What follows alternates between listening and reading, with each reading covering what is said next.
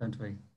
So my status shows question mark in all the 4 classes that we've had so far. Which classes? All the 4 classes All the that 4. it shows a question mark, sir. It starts from September 4th. Yes, yes. So today is September 4th. Yeah, I'll do attendance. Don't worry. I'll do manually. Please start now. Okay, sir. Excuse me, sir, can we just record this class? Yeah, I have recorded.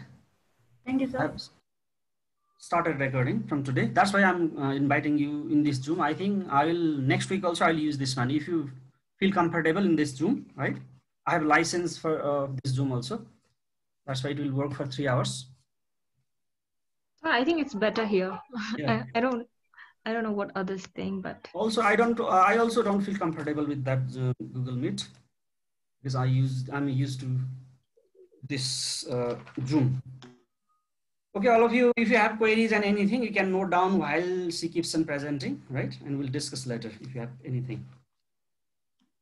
Sumitra ma'am, you can start now. Yes, sir.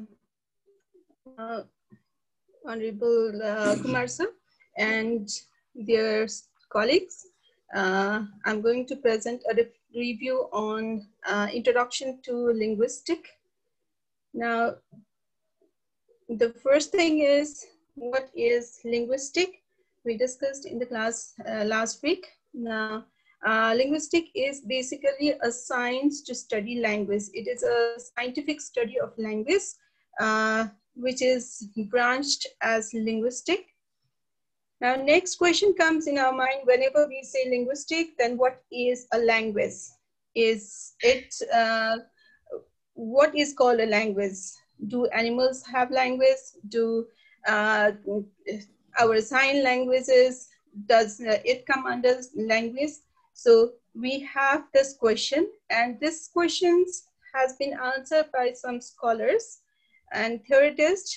And here is a theoretist whose name is Sapir, and he has described language as a purely human and non-instinctive method of communicating ideas, emotion, and desire by means of voluntarily produced symbols. Symbols means sound or any kind of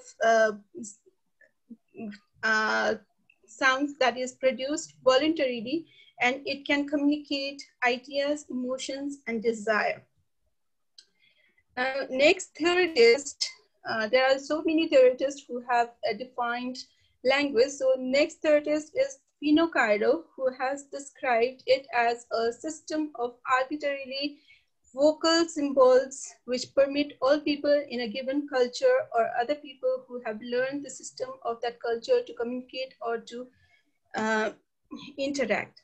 So here he describes that it is the language is an arbitrary and vocal sounds. Arbitrary means which cannot be defined, and it has vocal symbols which gives us the permission to communicate our language, culture, feelings to the other group members of the same society who share our language. Next one is the great theorist who is very well known in linguistics. His name is Chomsky, Noam Chomsky, and his syntactic structure is very much popular. And he has defined it as a set of sentences. It may be finite or infinite, and each finite in length and constructed out of a finite set of elements. So through finite set of elements like phonology, morphology, we can produce infinite numbers of sentences. So he has defined it in that way. But in simple words, we can say that language is a voluntary vocal system of human communication. We get the question that is the animal language a language, or is a sign language a language? But it in linguistics we define it as the vocal system of human communication only. Only these are taken as language. Now, language has these characteristics or features of language. In these features, we have duality of structure, creativity, arbitrariness, interchangeability, specialization, displacement, and cultural transmission. Now here, duality means it has two levels of language. This language has two levels, that is word level and grammatical level. Word level means phonology, where we structure about the words, how the sounds mix up to form the words. And grammatical level means where we study about the grammatical structures or syntax. Next one is creativity. We know that it is a part of creativity, our creativity. It takes out our creativity from our mind. We can create a lot of sentences which has never been told and which is out of our mind. It is our creation. So it is another characteristics of language. Arbitrariness. Arbitrariness means we do not have the reason for certain things in our language why it is said so, such as a house. Why the house is said house instead of something else. So we do not have the proper reasoning for that. That is another characteristics of language. Interchangeability. Through interchangeability here, it defines as a medium through which we exchange our feelings, our ideas with each other. Even we exchange our culture with each other. We can know about the cultures. We can know about the ideas of the other person through language. Now, spatialization. When we talk about spatialization, it is a specialized feature of human language. Only the humans have the specialized feature of language. It is produced with a mixture of sounds, and it has spatial meaning and understood by the other members of the same society which shares the same language. Now, next one is displacement. Displacement means staying in one place, staying at one time. We can talk about a lot of things, like in the past. We can talk about the past time. We can talk about future. We can talk about present. So any time, of any time, we can talk about it. And of the place also. Staying here, we can talk about US, you can talk about North Pole, we can talk about the Everest Base Camp. So this part of feature is called displacement. And next one is cultural transmission. We all know that if we did not have language, we cannot transmit or transfer our culture. We cannot know about other cultures. So it is another feature of language. Now I'm moving on to the characteristics. I'm sorry, I cannot fix it in the 6x6 format for this. Function of language is informative, interpersonal, performative, emotive, fatigue, and recreational or metalingual. I think there's the mistake in the metalingual spelling. Informative, these are some of the functions of language, but there are many more. Informative means we can get information about anything that we want, or we need information, we can get it through language. Interpersonal, when we have to establish some relation with the other person, or we have to show the social status of a person, then we use interpersonal function of the language, like we call somebody with dear sir if we have to respect. If we have to say something to the other person, then we use the polite words. So this is one of the function of interpersonal. Next one is performative. Now this part, as I have understood, there are some ceremonies or rituals where we have to say the particular set of words. Like in the temple, if you go, the priest will perform some rituals and he will tell us to say something which is to be said in the particular way. So such kind of words which we use, such kind of language which we use is the performative function of language. Next one is emotive. Emotive means to express our stress, excitements. So we use this function of the language, like we say bravo, or God bless you, or ouch, to show pain. So this is one of the emotive factor or function of language. Next one is fatigue. Fatigue means when we have to, when we meet a certain person who is very strange to us, a stranger, and in order to start talking, we cannot talk directly. Sometimes we have to build up a background and we have to make somebody comfortable with it. So we use certain kind of language, and that part of the function of language is fatigue. Recreational and metalingual. Recreation, as the word itself says, this part of this function of language is used for the joy, for the entertainment. Yo, Umar sir, yo, Zoom mar sir. Sorry? Excuse me, ma'am, continue, please. Okay, sir. So for the joy, for the entertainment, we use this function of language. Now moving on with linguistic. What is linguistic?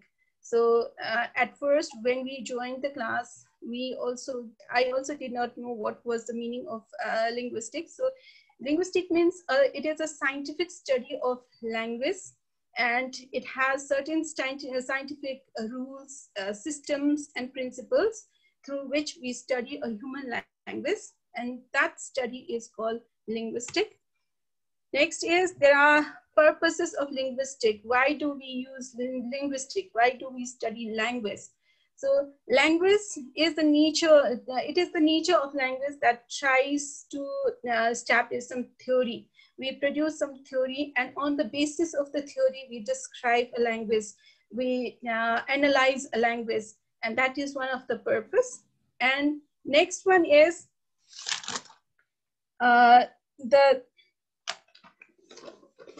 function. Next function of the language is to seek scientific understanding of the ways in which it is organized and it is performed in human life.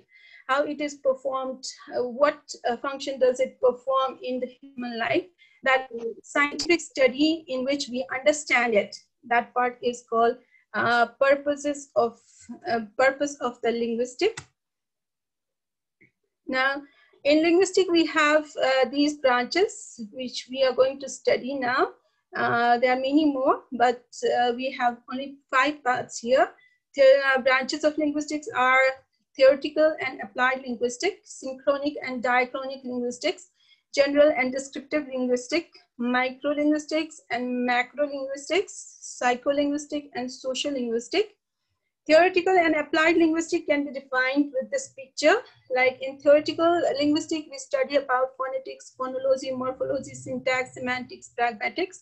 Phonetics means the study of sounds. Phonology is also the way it is produced, how it is produced. So the study of the sound is phonology. Morphology means how the sounds are mixed and the words are produced. Syntax is the study of the grammatical structures on the basis of which the sentences are formed. Semantics means the meaning, the meaningful way in which the languages are used. So that part of the study is semantic, and pragmatics is the study of language itself, how it is used, and the structure, everything of the sentence structure is pragmatics. And these are all phonetical, phonology, morphology, syntax, semantics, and pragmatics. It is applied in the special kind of language in certain kind of field, just like in the medical field, we use different kind of language. In the ethnical background, in the with the this tribal people, they use different kind of language. In order to like the dialogues, in order to speak certain kind of language, we use different kinds of language structure. In society, we use different kinds of language. In order to study the mind of the person, we have different terms used in that branch. And for policies and planning, if we study about the political science, we use different kind of words over there. So study of all these words applied in different fields is applied linguistic. Next one is synchronic and diachronic linguistics. Synchronic linguistics means the study of the language which is used in a particular time.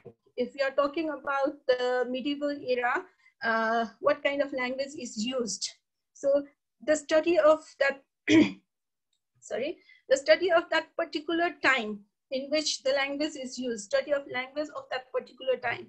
It is called synchronic. It can be descriptive linguistic or general. Next one is diachronic linguistic. Diachronic linguistic means the study of the development of language in different era. What kind of changes were there? What kind of languages were used? So study of detailed study of the development of the language over time. That means from one time to another time. So from old age English to the modern age English, how the development took place. So study of that part is called diachronic, and it can be found in comparative linguistics or historical linguistics. Next is general and descriptive linguistics. General linguistics studies about in general what kind of languages are used. It supplies different concepts and categories of languages which are categorized and which are to be categorized and analyzed. What kind of generally used language is it? How can it be categorized? How can it be analyzed? Study of that part is called general linguistic, whereas descriptive linguistic, it talks about study of a language which is studied under the theories and put forward in general linguist. So what kind of all the data are collected, and according to those data are studied under certain theories, and then it is put forward for the general linguistics. The next one is microlinguistics and macrolinguistics. As far as I have understood this part, microlinguistic means it is the study of the smaller elements of the language, like phonetics, phonology, morphology, syntax, semantics, pragmatics. These smaller elements of the language study is linguistic, but as a whole, what kind of these smaller microlinguistic is used in the broader part in the society, in sociolinguistic area, or in the neurolinguistic area, or in the applied area, for the discourse, for psycholinguistic, what kind of these small elements are used. The study of detailed thing is macrolinguistic. Next one is psycholinguistic or sociolinguistic. Psycholinguistic means it is the language that is the relation between the mind and language, how the special attention is given to acquire a language, how it is stored, why do we forget some part of the language. So study of the mind and language is psycholinguistic, whereas sociolinguistic means a certain kind of dialects are used in the particular community, certain kinds of accents are used, certain kind of styles are used in the particular group or particular community. So the study of that part is sociolinguistic. Now we can picturize it in this way: language and mind, that connects with sociolinguistic, whereas psycholinguistic, whereas language and society part, this is connected with sociolinguistic. Thank you. Thank you, ma'am. Thank you so much. Do you have any queries regarding the title or topics you presented? I think it was more comprehensive than I did last time. Smitra madam, she has really worked hard, and she went to the literature as well. It's very good. Do you have any question about the things she has done, presented over here? Anybody? Would you like to ask any question? Is there any misunderstanding? No, sir. Excuse me, sir. Yes, please. I didn't get that point, interchangeability from the features. Sumitra madam, would you do this? tell about this? Interchangeability is that feature where we use language as a medium to exchange our ideas or thoughts or culture from one person to another person who has the common language. So that part is interchangeability. We can exchange our views, we can exchange our ideas. So that part is interchangeability. Did you get her, madam? Yes, thank you. Interchangeability simply means, for example, we are using English. Whatever I have understood and whatever I'm delivering, you need to have the idea of English language, right? That is interchangeability. For example, Nepali speaker, you need to have idea of Nepali language, then only you can understand, right? What the Nepali speakers say. That is interchangeability. Idea of same language in the mind of both parties. That is interchangeability, right? Does anybody have question? Any other? Sir, I want to ask Sumitraji another question that is on the characteristics of language. Yes, Ashrafulji. May I, sir? Yes, please. Thank you, sir.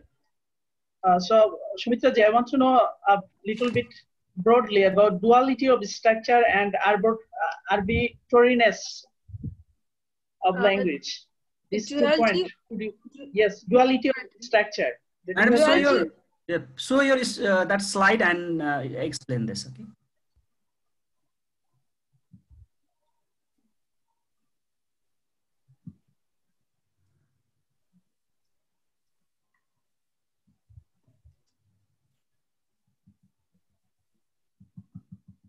Duality of structure and arbitrariness, he says.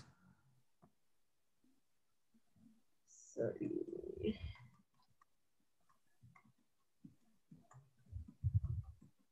It is in the first phase.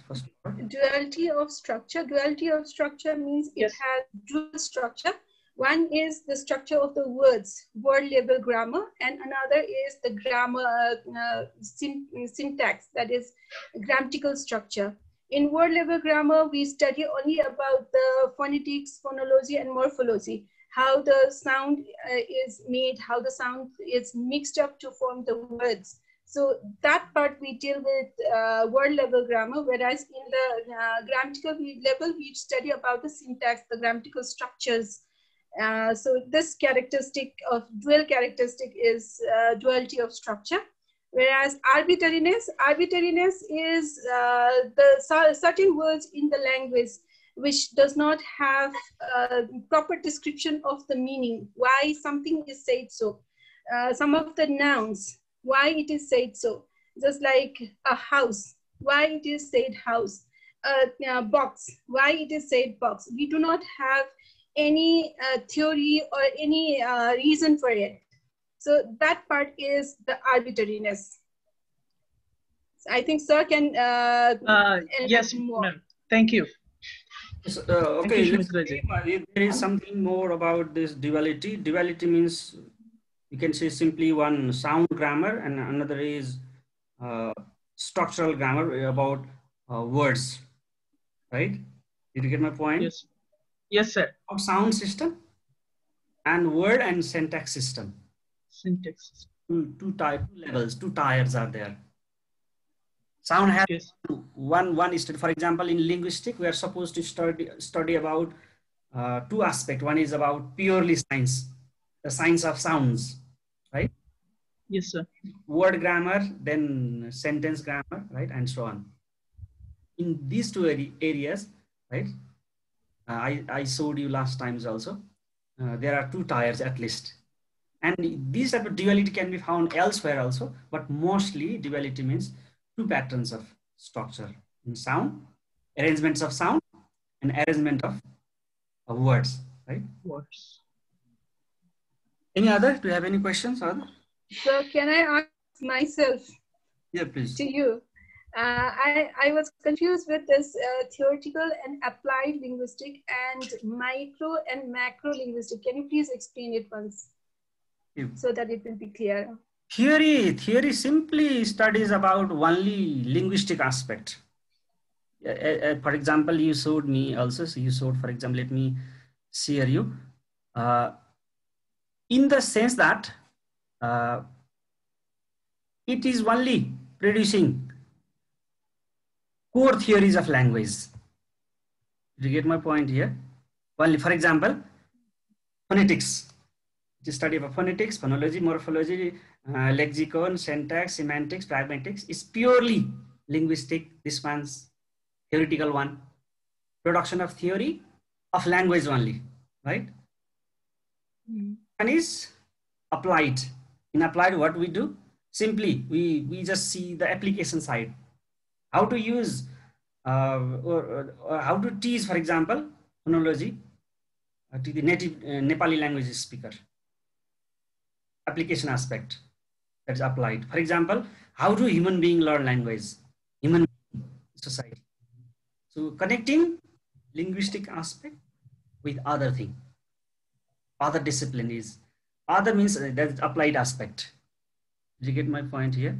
Yes, sir. Yes, sir. And what about macro linguistic? Same, exactly same. That name only different, right? Yes, that's why I was confused. Name only Yeah. name different. There's no difference. Exactly same. So shall I say anything more about that? Yes. Yes or no? In linguistics, for example, I have given some dualities here. You can see. One is, let me see, purely these dualities, theoretical, applied, right? Applied means also they are only synchronic and diachronic, they are somehow different, and others are plainly similar. And number five, linguistic and sociolinguistic, right? But theoretical, applied, general, descriptive, micro and macro, these three concepts are similar. Can you see the slide? Yes, sir. Applied. General, descriptive, same. Microlinguistic and macrolinguistics, same. These three concepts are same, but in course of that synchronic and diachronic and in psycholinguistic and sociolinguistic, these are different concepts. You know that. If you have question about this, you can ask me. Otherwise, Sir, sorry to interrupt you, sir. yeah, please. Hello, sir. Yes, please go on, please. Yeah, Tirthaji wants to join and he is asking that you are not connecting him. I think Tirthaji is here. I have connected him. Yeah, but he called me here. Oh, it is here. Tirthaji. Sir, here just I have seen the maybe concept of what inspection or something. What is that, sir? Introspection. Yeah, what it means, sir? Introspection is using your intuition. You know, in psychology, maybe you have studied at BA level also, right? Yes, yes, sir. You need to have some experience, some knowledge, and some sort of wise judgment. You just decide something is good or bad, or it is appropriate or inappropriate, right? That is called introspection. And what does it apply in which context, sir? When does it apply? Yeah, in linguistic, for example, you just when you begin to study about something, right? Or yes, yes, sir. For example, how fa sound is produced in English. Yes. How Nepali speaker produce fa sound, right? Yes, sir. Your fa and my fa and fa of other speaker are different, right? Yes, sir. Use your intuition. You need to think this one is appropriate using your own conscience, your understanding, right? Your knowledge, your experience, etc. Okay, thank you, sir. Introspection here. Yes, sir. Thank you. It's not difficult thing. Simply, right? It is called intellectual guess. You can say intellectual. Yes, yes. Right? Yes, sir. Simply. If you have confusion, simply you see it over here, right? With this slide, and you just try to write your own reflection. You don't have to cite and do something this and that, right? If you have any misunderstanding, see, look at a micro. Micro means yes, pure linguistic. Is there any confusion? Sir, Tirthaji just has send a message. When did class begin? Yeah, we are. Tirthaji is here, I think. Yes, sir. Yeah, he's there. Tirtha sir, are you there? Can you listen us? Please reply. We want to confirm. His mic is also on. He's there. Maybe. So he's been writing in the chat box. Oh, it's okay then. So shall I close this chapter? Introduction. Your introduction, our introduction. In this way, we will repeat the same title again and again. We will discuss, bring your question, we will discuss, right? And we will search answer. If you cannot answer, then we in this way go ahead. Okay. From today onward, I will just heading towards some sort of even drier part, right? This way, I think it's more complex. Only for today. I think you got the concept of description, and next one is theory also, right? There are 3 levels. Can you please repeat it again, sir? You know, adequacies of grammar, right? Do you have any confusion? Sir, excuse me, sir. Yes, please. Will you please could you please just enlighten that description and theory, sir? Okay. See here, what are the prerequisites of theory? One is it should have observational adequacy. Do you have any confusion here? You have to observe well. You have to observe well to get pure data. Not only observation, you need to use corpus also. I just told you one term, corpus, right? Corpus, what is corpus? What is corpus? Corpus is the Lexical, maybe. Dictionary. graphical structure. Yeah. Corpus means here So it's the written data of document. language, Words, right? sir. Yeah. List of words that we use for certain purposes, Yes. or jargon that we say. Suppose suppose I'm an editor of a newspaper, and Yes. for publishing news or reports, we have some sort of vocabulary, fixed vocabulary that we use for publishing or writing news reports. Am I right, sir? Yeah, I'll just add something. You are also right. Sure, sir. Sure. So can we take a grammar book as a corpus? Yeah, that is one example. Yeah, that can be one example. Grammar book, poetry, story, novel, etc. Written documents here. They are corpus. Literature, what we call in the language of research, right? Literature doesn't mean just fictional writing. Literature here means written document, right? So what I'm saying is that Yes, sir. Let's connect our idea with linguistic. Linguistic is a Excuse me, sir. study. Yes, please. Can corpus be like a audible, like sounds as well, like besides written words? Yeah, you can use that also, but in case of spoken one, we use real data from the native speaker, right? Okay. Already said that. Okay. Data from native speaker, even that audio documents can be used, right? But here are 2 things. One is real data from the field. Real data from the field means you have to use corpus of especially spoken version of native speaker. Next one is you have to use corpus. And when you use these 2 types of data, then your theory will have observational adequacy. 1. Next one is descriptive adequacy. You need to assign abstract terminology.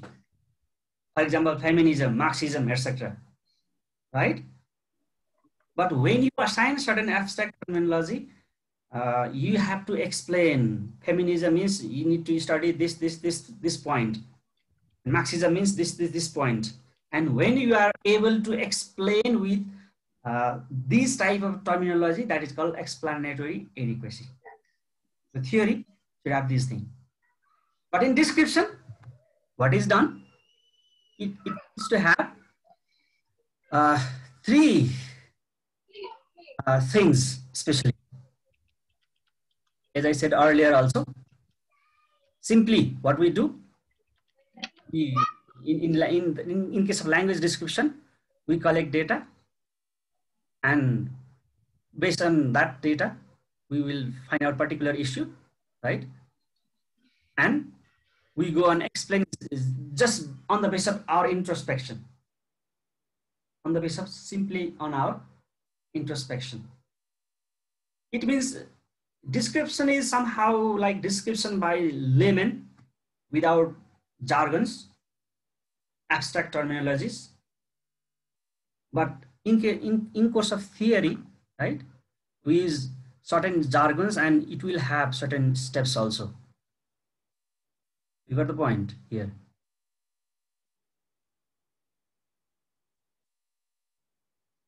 The description is simply based on that sort of data on the basis of common understanding of the thing, not more than that. Simply we describing on that basis.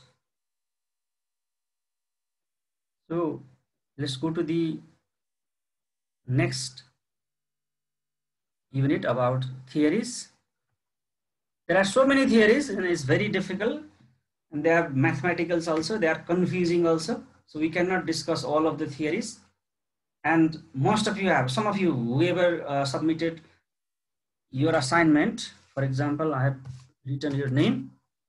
You wrote about minimalism also. Hari sir has written about minimalism. Rajendra sir has written about OT, optimality theory.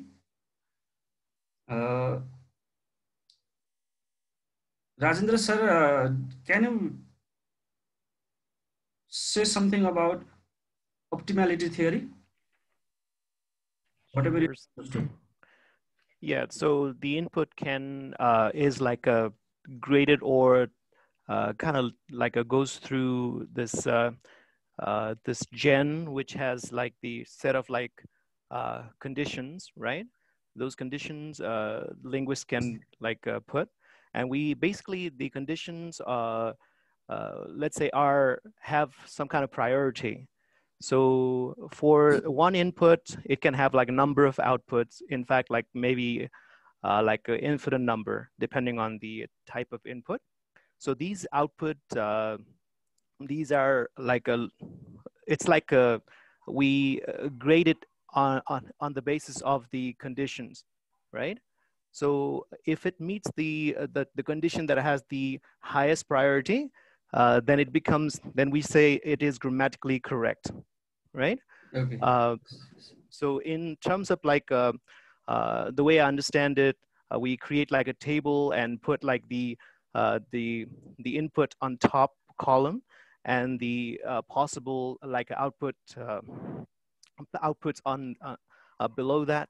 And on the left, we have like a series of those conditions that we basically judge this output for. So if they fulfill the leftmost the condition, then that's the basically that's we basically say, okay, this this output is basically it is grammatically correct, right? Thank you, sir. Okay. Okay, we'll come to that point. See some example of theories: head-driven phrase structural grammar, rule and reference grammar, dependency grammar, categorical grammar, and so there are so many grammars. But our course has specified 3 theories related to grammar, not only theory. These are theories related to grammar: the Minimalist Program, MP, lexical functional grammar, LFG, and optimality theory. And we are studying these all because they are to some extent similar, and they are syntactic theory as well. That is the reason behind this. Let's start. The Minimalist Program is also grammar. Don't worry, that's not program at all. His name is program, but it's a grammar. And we are going to talk about its working mechanism. And Chetana madam, she has written about this. Please, can you tell us something about this? Are you listening? I think Chetna ma'am is absent, sir. Chetana ma'am is absent today? Yes, sir. She has power cut problem. Okay. Okay, leave it then. I myself. Can anybody talk about? But she has, but I informed earlier to sir that she will not be able to join the class today since she has power cut since morning. Okay. Does anybody have idea about this minimalist program? Sir, can I? Yes, please. Yes. This program, this theory is the study of two type representatives, representation of a syntactic object and logical form and phonetics form, and it relate the one object into a one presentation, and one is a meaning and other is a pronunciation. Logical and phonological for the interface levels, because they represent in the interaction of our conceptual and ordinary perceptual abilities. In this theory, two lexical elements can merge to create a new units. In the process of merge to get only the grammatical phrase. Okay, thank you. I think your fellow also got some idea about this. Look at here, the modal. Lexicon is there. Is a terminology, technical terminology for this. Numeration and spell out. There is PF, one hand, phonetic form, and logical form or lexical form, you can say. LF is there. When we spell out something simultaneously, word meaning and pronunciation, they work together in this format of grammar. Don't worry, I will introduce many jargons over here. You need to remember, that's why it would be difficult. Sir, excuse me, sir. I actually didn't get what happened here. In this okay, I'll go back to this. I just showed you the model only. Okay, sir, thank you. Okay, let's go back. So modern roots of syntactic theory can be traced back to Chomsky. This is his PhD work, 1957 model, it is called, 1957 model. After that, he has introduced series of grammar. Many grammars are there, and he's still alive. He's an American linguist and very difficult man for we people, because one after another he's introducing new and new grammars. Is very complex to understand also. So Minimalist Program is also one of the work of Noam Chomsky. Then after that syntactic grammar, his PhD thesis, he introduced another standard theory, comment binding theory, GB theory, and so many other. So this syntactic theory, generative grammar, generally, if you have heard about syntactic theory, generative grammar, it had many, some basic concept levels. That means DS, DP structure, and S structure, surface structure, and DP structure, that is. Have you heard about these two terms? Surface structure and DP structure? No, sir. No, sir. No, sir. No, sir. For example, he eats rice. That is a subject, verb, object. This is DP structure, right? If you convert that DP structure into negative, into question, and so many other forms, yes, no question, that will be surface structure. That is basic concept. You got me? No, sir. Let me write this one here. For example, this Chomsky is a very complex man, right? Very difficult to explain also. Look at here. He eats rice. It's a very common example in our country. It has subject and predicate. Remember this? We are studying linguistics. That's why we have to use jargon of linguistics. This he, subject, and this one, its rights, is predicate. And forget about this also. This is the deep means subject, verb, object. Now you can change. There was transformational grammar also. Transformational grammar, it says that the same sentence can be written in many ways. For example, he does not eat rice. Its basic structure is also eats rice. It's only negative form. You know that. For example, you can make yes no question also. Does he eat rice, right? And similarly, other yes WH question and so many other things. The basic structure is he eats rice. This is called deep structure. Basic structure. Deep means fundamental, right? And these are all negative form, yes no question, WH question, and so many others are surface. Surface means whatever we see at the surface level, right? It can be anything like that. So it was there in syntactic theory of generative grammar. And another terminology was phonetic form, is about pronunciation, and logical form, word meaning here, simply.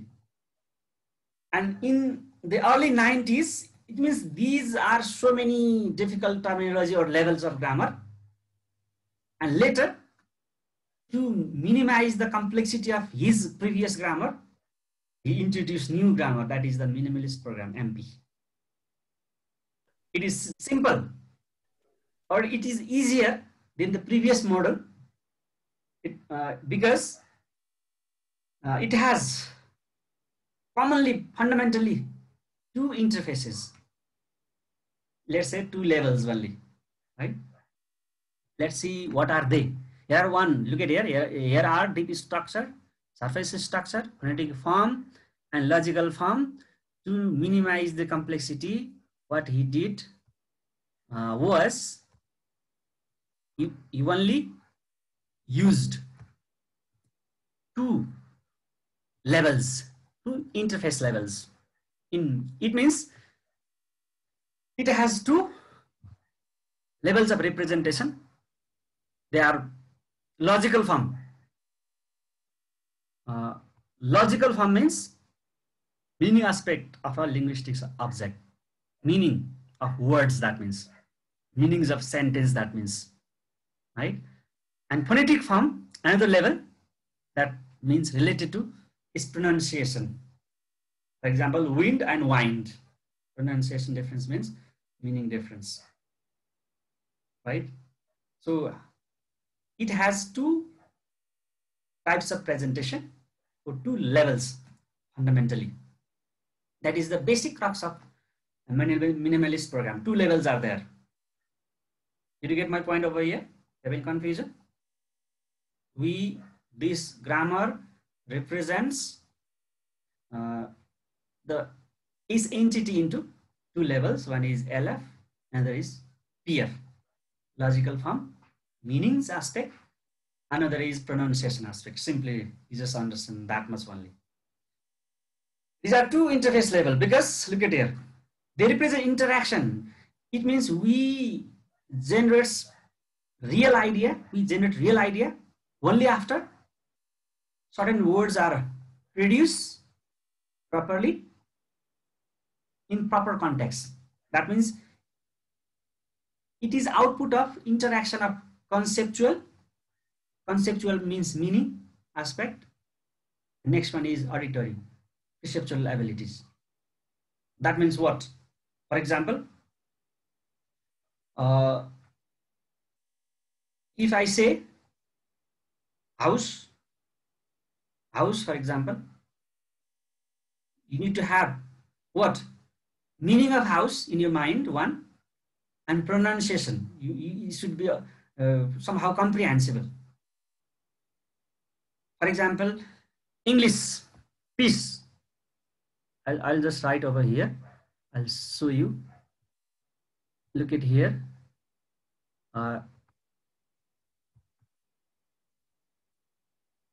FISS.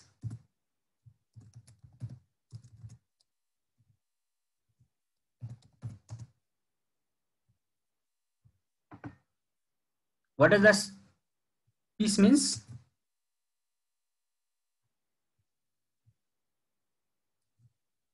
Some kind of food.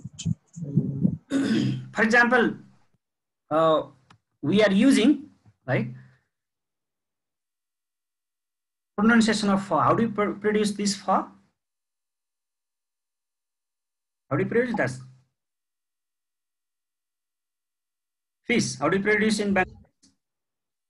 How do you produce Asraful sir? So much in Bengali. In English also, how do you produce? So fish.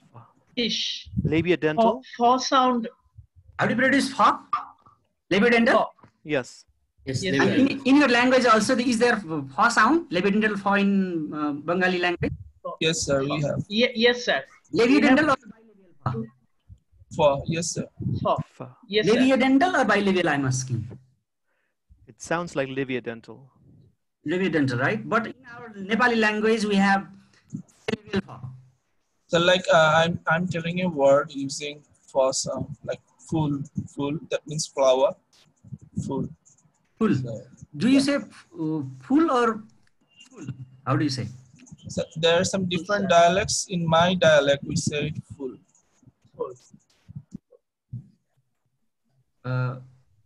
But in our, as I said earlier also, when we Nepali speaker of English, we produce that piece, right? Is a bilabial. Piece is bilabial. We say piece. Both will be similar for native speaker. Did you get my concept? Whatever I'm trying to say. Right? Yes, sir. Our piece is bilabial, and it is similar to fa sound. Similar to fa sound. For foreigner, our pa will be fa. And when we say fish and when we say piece also, our production will be similar, right? Piece. Very confusing, sir. And meaning will be what? Same. Sir is actually meaning the Nepali language. In Nepali language, Nepali speaker of English, they will say piece. Piece is also bilabial and fish is also bilabial. That means when we ask for fish, piece, right? Foreigner will understand as piece. Native speaker, because their pa sound is what? Aspirated word initially, you know that. Fa, it will be like fa, right? I can show you here because it doesn't have that facility. Zoom doesn't have, I think. Oh yeah, it doesn't have. So I can show you this. This is like fa sound. Did you get my point? When Nepali speaker of English, they produce piece, it will be just like they will produce fish. Native speaker will understand as piece. And if you go to buy fish, and if you say fish, they can't understand because our fish is bilabial. That's why they will understand piece, aspirated version of piece. So here, see concept. What is our concept? Our concept is English fa is also bilabial. That is wrong, right? And they will understand something else. So this theory, this grammar works at two levels. One is conceptual level. You need to have proper concept, meaning. And next one is listening aspect also should be similar. Correct. It means for meaning, two level will interact with each other. That means conceptual level and auditory level. For example, if we go to America and we want to buy fish and we say fish, bilabial fish, then you can't buy fish because that auditory aspect and conceptual aspect cannot interact. There will be a type of misunderstanding. That is what I want to say. So basically, when somebody asks about minimalist program, you simply remember that it has two levels, two interfaces. One is pronunciation, another is meaning. So when pronunciation is accurate, there will be accurate meaning. Otherwise, no. Right? Whatever I will say, that will depend upon this, right? Don't worry about this. So LF and PF represent the list from the lexicon and called numeration. There is another jargon, abstract idea, numeration, right? Numeration here different, it has different meaning. For example, as I said, we take subject Ram, Shyam, Hari, right? Or any that sort of thing. and it will have different feature. It will have bundle of feature, for example. For example, pronoun he. For example, Mount Everest. And that will be merged according to what? Its nearby unit. Don't be confused with this. One word, for example, mango can be subject and mango can be object. Along with mango, what happens? We can use also sometime after repeating. We can use the also, the mango and a mango. So it can be subject and object. These are its feature. You can take indefinite article and definite article. That is another feature. So one word from lexicon will have multiple feature. And we need to use that in appropriate place. That means, and taking one word, one particular word, and having its multiple feature is called numeration here. Don't go away. Just sit with your notebook, right? I'll try to convince. And if you are not convinced and if you are confused, you can go through the text given there, right? See, that is called first process. First, we take certain word. I have showed you that sketch also last time. And what is the next process? Taking word is numeration with this particular feature. Feature will be endowed with this. And next process is you merge. Merging means if it is subject, with subject you can use determiner, a mango or the mango with this. And then it is what? Mango. Mango eats mango. Can you use this way? In this way? No. Mango doesn't eat mango. There should be Ram. One name, for example. Tom eats mango. Eats mango. Tom and Jerry eat mango. Right? Merging means here simply. So in the process of merge, to get only grammatical phrases, there are restrictions known as constant on the feature element of the lexical item. For example, there is restriction. What is restriction? A mango eats. If you write eats, there is restriction. Doesn't accept this one. And next one is we use all only for what? First time use. It has no exact meaning at all. So we need to check that. I'll show you this. How does it work? Let me go to the next slide. If you have confusion, please don't hesitate. I'll try my best to convince you. Look at here. Example. These. Look at it. Let's consider an example. There is a sentence. The dog ate the rats. You know, subject is the dog. There is determiner. The required lexical element merged successfully to form the tree in 1B. Merging means, for example, you have to categorize this. You look at your BP, verb phrase. Here is merging. These two must go together. Noun with determiner. Article, that means DTP. That is called merging. And another merging is B dash, right? B dash means verb and DP. It goes under this. For example, again, there will be DP, determiner phrase, the and rats. So this is merging. They two go together. Do you have any confusion here? Like terms will form separate phrases. Phrases here, we are talking about phrases. Noun phrase, for example, the dog is noun phrase. That is mentioned DP. Determiner phrase here. The is a part of dog. You can't use dog without the. Use like term, merge like term first. We are merging. The with dog and the with rats. Look at here. And ate and rats is also one group. Why is that? Because this is called predicate in syntax. Predicate. That's called predicate. Remember the word predicate, right? So there are two nodes under VP. It is called nodes. Nodes. Remember this? Nodes, right? Excuse me, sir. Yes, please. Excuse me. What does that V apostrophe refer for? Here in the chart. This is again verb. This is also V dash is only symbol for verb phrase. Again another verb phrase, BP, right? And below just V. V means only verb. Under verb phrase there will be verb and its complement will be there, right? Rats. So what is this upper VP? Upper VP is verb phrase. Verb phrase that is DP and V dash means verb and DP.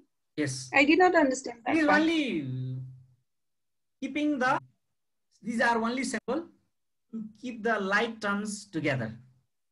For example, to analyze, there are so many ways of analyzing. I will keep on telling and you will understand later. Look at here. For right now, let's see. One sentence will have what? Let me write something. This is called subject and this is called predicate in syntax grammar. Might be you have gone through in linguistic at BL level, right? Subject plus predicate. So for this, in this grammar, not as everywhere, in this grammar only, it is called whole sentence, whole phrase. It is called phrase here, or you can say clause. For this clause, this whole clause, Chomsky said VP for whole sentence, let's say, right? Again, he categorized VP into two categories, two blocks. It is called sister node here, sister node, sister, they are sister. This one V dash and DPs are sister, right? They are called sister. They have equal importance, DP and VP, right? DP means phrase with determiner, right? For this grammarian, and V dash means verb and its complement, object you can say simply, right? It is purely verb. There is V dash. It is only symbol. It has no other meaning. Symbol, right? For this grammar, not elsewhere. Only for this grammar. And DP means here is one. This is also phrase, noun phrase. This is noun phrase, but here is determiner. So Chomsky used determiner phrase. Excuse me, sir. Yes, please. So while I was reading the other theory, so it's like the word sequence, it was called canonical rule, right? Yes. Okay. Canonical means based on some principle. Finished. Canonical. What is canonical? There is pre-existing rules, right? And if you follow that is canonical. It's canonical rule. Okay. Simply, right? Excuse me, sir. Yes, please. Just below VP, we have got DP and V dash, right? Yes. And below V dash, we have got V and DP, and where we can find under V, that is 8, and under DP, the rats. And what's the value of V dash over there? In the sense of this, the dog ate the rice. Oh, sorry, rats. These V dash represent what I mean is, yeah, predicate. Yeah. It represents predicate. Predicate in our traditional grammar. Thank you, sir. Right, but Chomsky is giving new term. Okay, thank you, sir. Right. To say that merging what we can merge, the dog and one chunk and another is 8 rats, another chunk, right? It's called merging. Again, we have to separate 8 and the rats, that is 8 is different thing and the rats, these two are different thing, right? So like terms are merged. I'll show you again. Look at this T diagram. It is called T diagram. Here, what is there? Look at here. In 1B, would have uninterpretable feature. Feature are of two types in this grammar: interpretable, uninterpretable features, right? indicating selection restriction. Selection restriction means, for example, the and rats. Only nominal form like rats take the, right? Verb cannot. This means.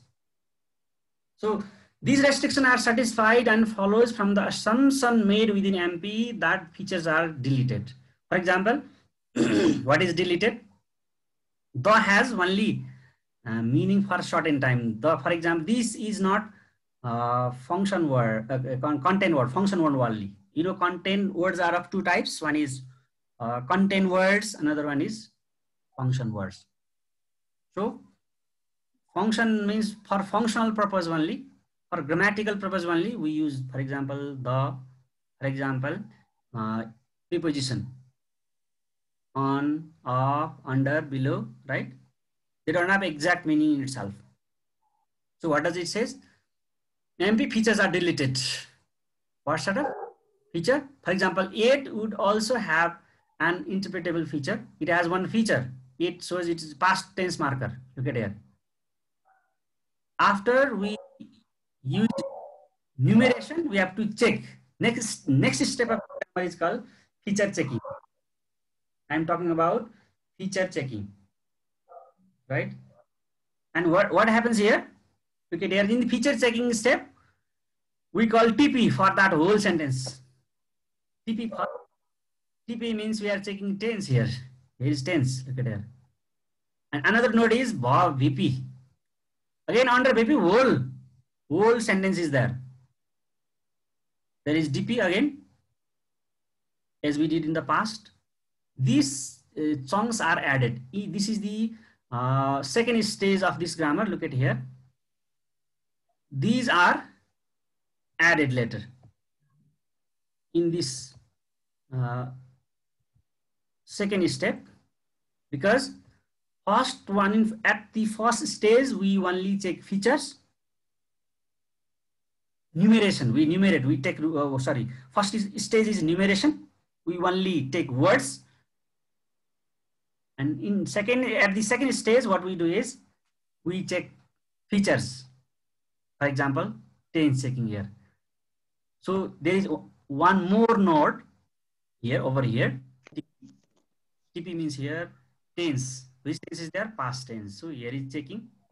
This feature checking stage, and it has indicated past here. And the same thing is here. These are same as we did earlier. First step is numeration. Numeration is taking word with many features. Next one is merging. Merging is merging with the like terms, as I showed earlier. The rats, the dog, right? And 8 rats with like terms. And next one is checking. Then we have to check features like tense. And we indicate in the T diagram. That is the thing here. Anything? Any confusion? And so can we use the same diagram for longer phrases as well? Yeah. It has very bulky book. It's very complex also. There are so many things. And I have attached one article, right, in the Moodle. You can download if you want to know more about this, right? You can go to the download. Okay. This is very much comprehensive.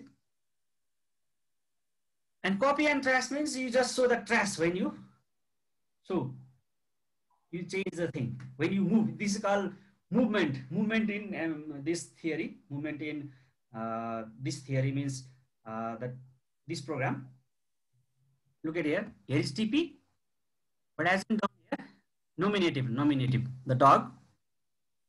Before this tense indicator, there is one more node is there.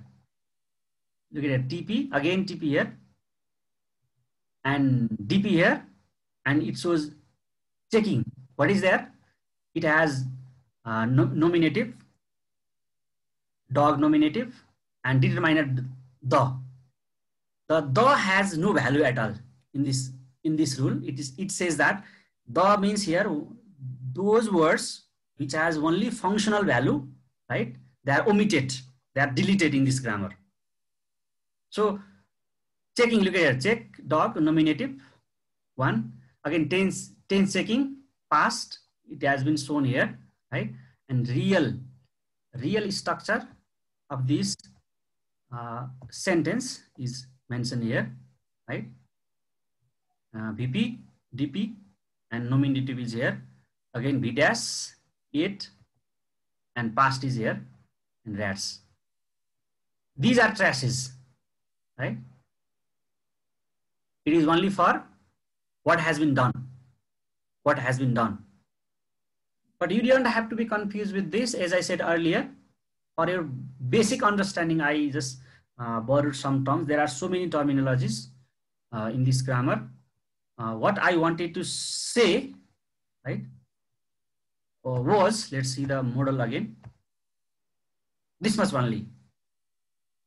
Lexicon will be there. What we do? We select certain word, right? And merging is not here, right? We will merge that together. Then we check features, and that will be produced. And on the basis of production, pronunciation, we try to confirm the meaning. It means there will be negotiation between pronunciation. For example, fish or peace. If you say fish, as I said earlier, bilaterally, then peace will be understood by native speaker. So there will be misunderstanding. So if you say wind and wind, if you don't know the differentiation between these two, there will be misunderstanding. So to be a good model, this MP, Minimalist Program, works in 2 levels. That means pronunciation level and meaning level. That is the wholesome summary, right? Only commonly, and it just wants to omit. Sir, so when we are merging, does it mean that we are merging the pronunciation and the meaning? To understand the intended meaning of the speaker, we have to merge both of this. Okay. Right? It means they need to negotiate, right? What is the speaker saying, for example? If I say for example, as I said, that same word, let's see, right? Bilabial or labiodental, for example. And if there is something mistake in pronunciation, right? Then the listener will not understand what you are saying. So there should be negotiation between production or pronunciation, right? And meaning. And you need to have meaning also. For example, we have international student here. And if I say something gar like, right? Gar in Nepali, they may not understand this. If they do not know what is produced as gar, right? And what is the meaning of gar? They need to know this, right? We need to know that. So this grammar has 2 levels. One is production. Look at the level here. It's a longer one. Production has longer arrow, right? I have taken this framework from the article I have attached there in your Moodle, right? It has comprehensive details. You can go through that if you are free, right? And you can present next week. There are presenters, right, for this as well. You have to present. You have any confusion here? So what is the So one is production with longer arrow and the other one? Excuse me, sir. Yes, please. If you produce, for example, for us. One is production with longer arrow. And... Okay. I'm telling, please. Oh. For example, if I say fan, yes, fan also you can understand. Do you or not? You can understand, right? Why is it so? Because of the pronunciation. We negotiate certain, or we negotiate. For example, my production is not like natives one. Even so, our foreign students, they can understand me, right? There will be negotiation. A little bit, production is not near as meaning, right? Did you get my point? LF, lexical meaning is more important than pronunciation. If you understand, it is language. Whatever I'm speaking, right? This is English. English for us. My pronunciation is secondary. I'm not producing everything correctly, right? Did you get me? My pronunciation is correct at each and every level, but you can understand. But whatever I'm doing, my meaning is correct. Right? Then you can negotiate. The negotiation is there, but it's not so much vital. Right? I can say house for fish. Can I? No. Right? But if I say house, horse, or like that, right? And you can negotiate. For example, our international friend, they are speaking differently, but we can understand them because we can negotiate at pronunciation level, but not at meaning level. That's why it is little bit far. That is distant daughter, not the common one, near one. Anything you want to ask me, simply remember that there will be two levels. We take words will have feature, and life will be must, right? And we check features. Excuse me, sir. Yes, please. In that this diagram, right, about the tree diagram, just saying the dog ate, it should also be grammatically correct, right? But I'm just a little confused. The dog ate, right, there's like a subject plus object, that predicate. Maybe like a grammatical rule is saying a verb needs to have object. So this sentence is preferred rather than just the dog ate. Is it something like that? This ate verb is transitive. Okay. Right? The transitive needs object. Yeah, so if we're just asking our pet dog if it ate, so we can say the dog ate. Something is missing there. Yeah. Right? Do you feel or not? It's called complement. And I will talk about this today also later. In next slide, next chapter, subchapter, right? Verb, transitive verb will have complement. It means something should complete its meaning, right? So they come together. That's why look at here. P again B dash, and these two are, it means the dog and 8 rats. These are same this immediate constituent. Did you get my point? For example, let me write this. You are genuine question. Look at here. If you analyze this sentence, for example, the dog ate the rats. Look at here. You can see in this tree diagram. Let me mark this. It's difficult, right? It's not classroom. That's why. This one, this DP and B dash, they are in same level. Look at here. Why it is so? I'll show you. Look at here. Let me bring this down. The dog, it is called subject in English grammar, right? And next one is ate the rats. Let me make it a little bit bigger. It is called predicate, another name, right? Predicate. So that when we have to analyze one sentence, there will be two chunks, immediate constituent they are called, technically, right? They have same level. Look at here. Subject. First, we can only divide that into two parts. One is subject and another is predicate. Remember this, subject and predicate grammatically. And we can again divide predicate into two parts. You can look at it. This is called B dash. Is only for this grammar, right? That is, predicate can be divided into verb and complement. Remember this, verb and complement. That's why there are these verb and DP are at same level. They are sister. They are in sister node, we call in grammar. Oral analysis, that means. Right? So if you say only ate, right? Dog ate. What did the dog eat? Answer is, question is there.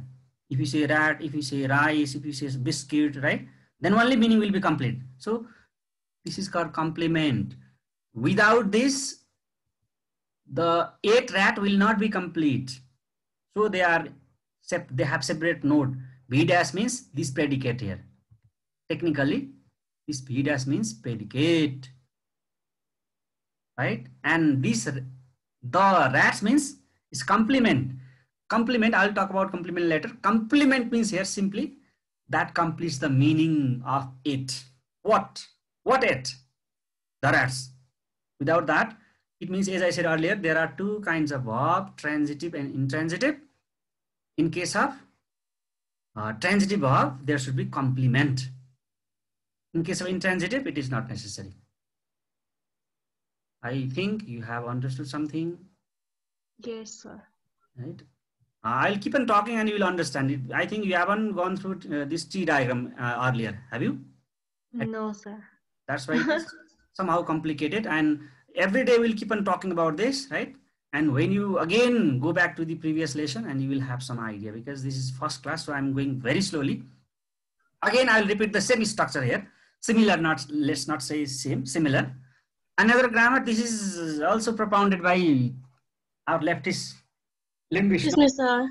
Yes, please. Can we have a break now? Oh, I forgot the time. Okay. It's 20, 21, right? 30, about 30, 35, right? We'll come back again. It's okay? Yes, sir. Just stop for a while.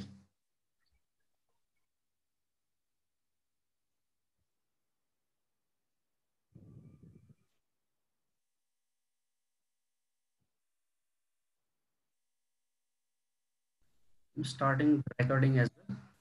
And I think our student from Bangladesh, can you recall some idea or have any confusion here? Are you full, sir? Would you like to say something? Are you okay?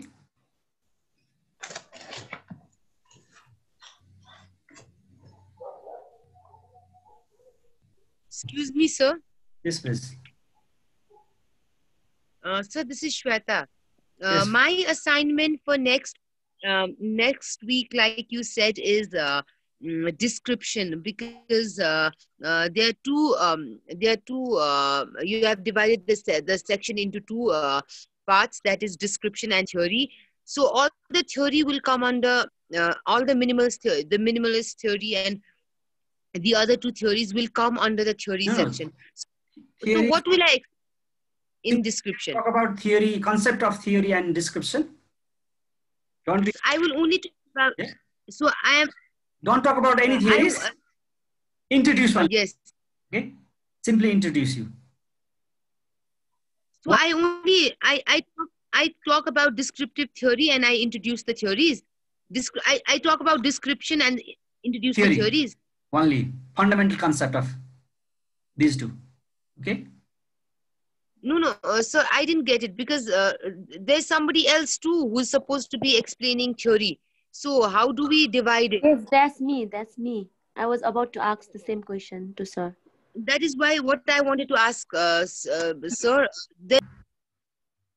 Lexical functional grammar. It is also the product of Noam Chomsky.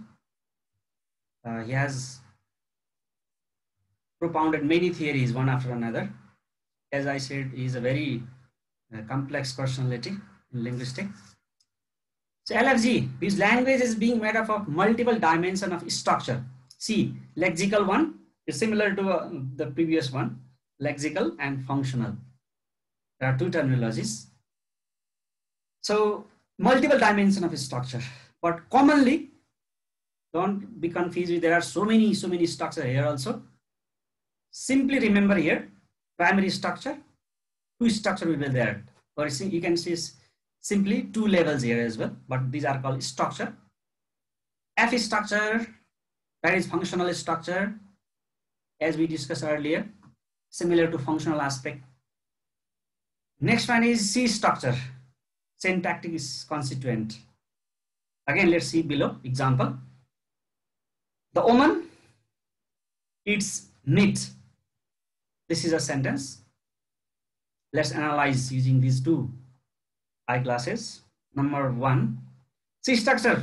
On the basis of C structure, there will be two parts.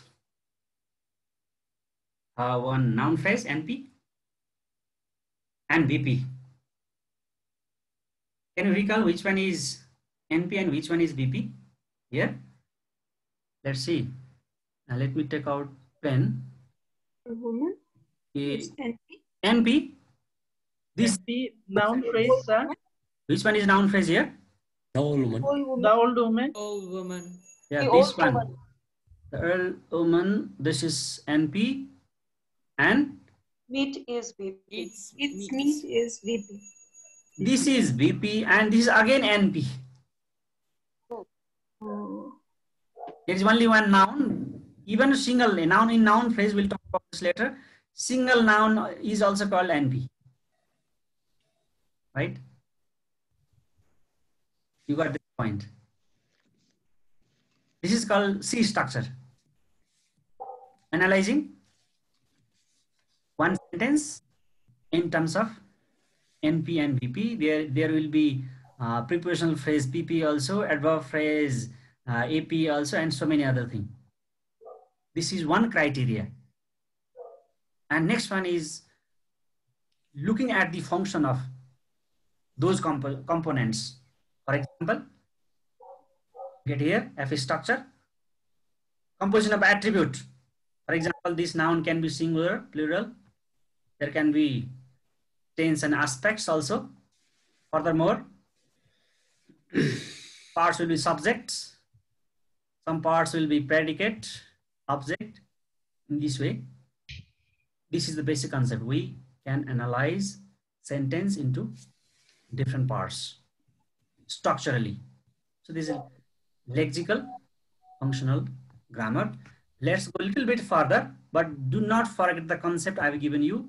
You are supposed to analyze sentence basically at two levels. Let's see other levels also. There are so many levels.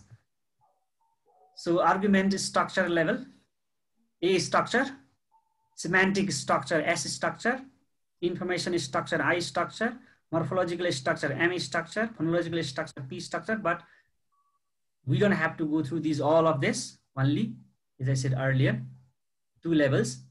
Here is one diagram. This is also problematic. Look at here. Lexicon is there at basic level. From lexicon, we collect words, different words. Or at the place of lexicon, you can put all the words of a sentence. And we can analyze, here, look at here, syntax, constraint structure, C structure, and functional structure. And there will be negotiation again between semantics and phonological level. It's similar to that minimalist program. Look at here, phonological rules is here and semantics is there. And what is more over here? C structure and F structure. But backbone of this model is C structure and F structure, where we see something totally structurally in the form of NP, VP, PP, AP, etc. And on the basis of subject, verb, object, and singular, plural, etc. tense in functional category. So see, in T diagram, the same thing. There is S sentence and NP and VP. Again, don't forget this. I will repeat this again and again. One sentence can be divided into two parts initially. That is NP and VP, right? VP. VP means whole predicate. Remember this terminology I'm using here. VP means whole predicate. VP again or further can be divided into verb, and this is again noun or NP. And noun, this NP can further divide into For example, look at here. This linguistic has no determiner, but this, the student, it has determiner, definite article. So it has been divided into, again, two nodes. If this linguistic also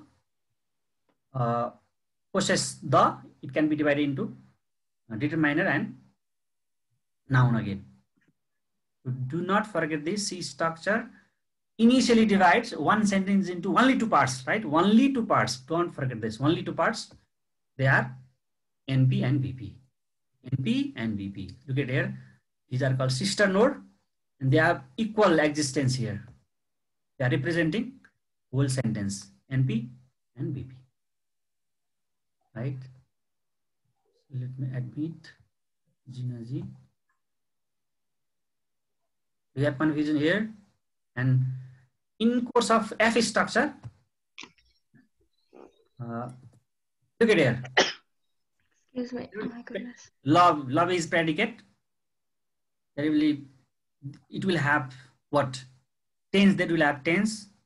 And in course of subject also, you can give function. For example, definite article, number singular, right? Predicate can be student, and object also predicate linguistic, right? In this way, we assign different function of words. Subject, object also. Subject can be singular, plural. Verb can be what? V1, V2, right? Past tense, present tense. So here is written present. So in this way, under functional category, like in that minimalist program, here also features means functional feature.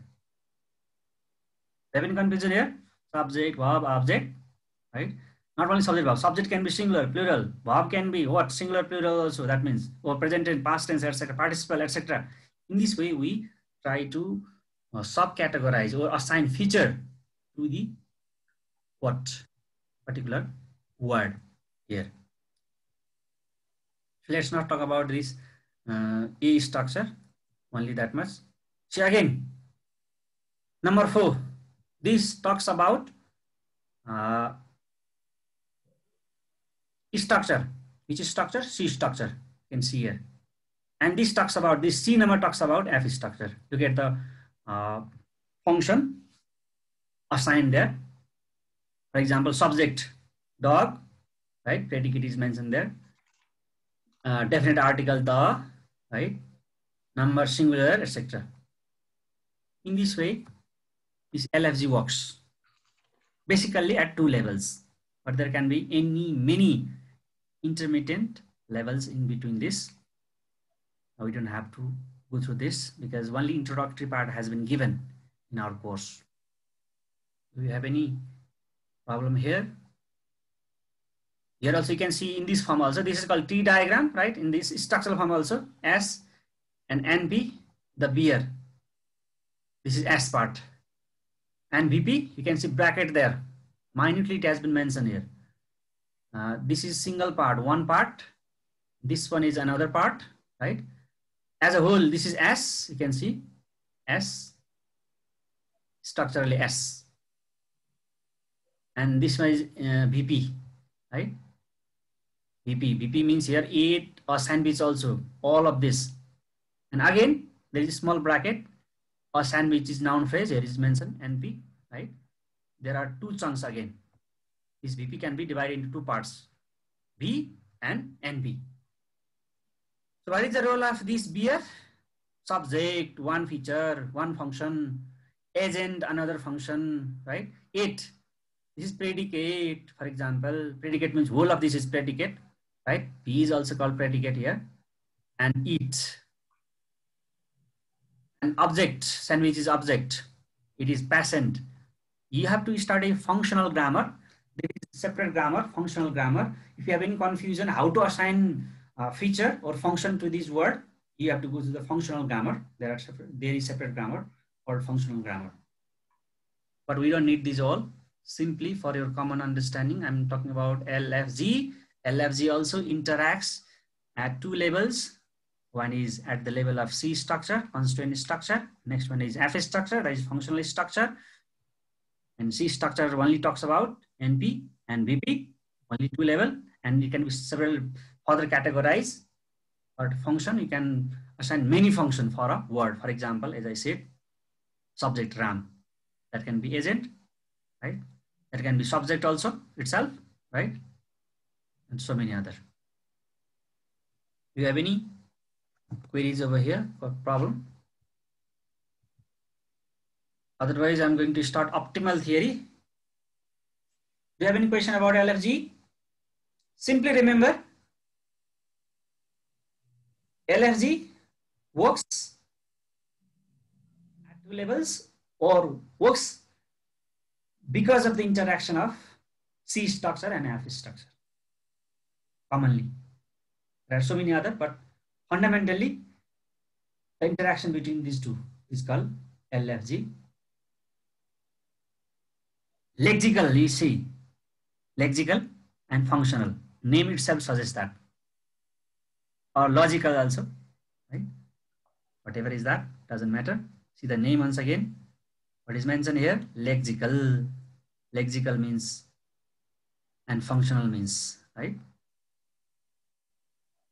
Let me start next theory. The last theory, and most of you have gone through this theory. It's very simple. And I asked earlier also, and some of you have told about this. So Prince and Smolensky introduced in 1993.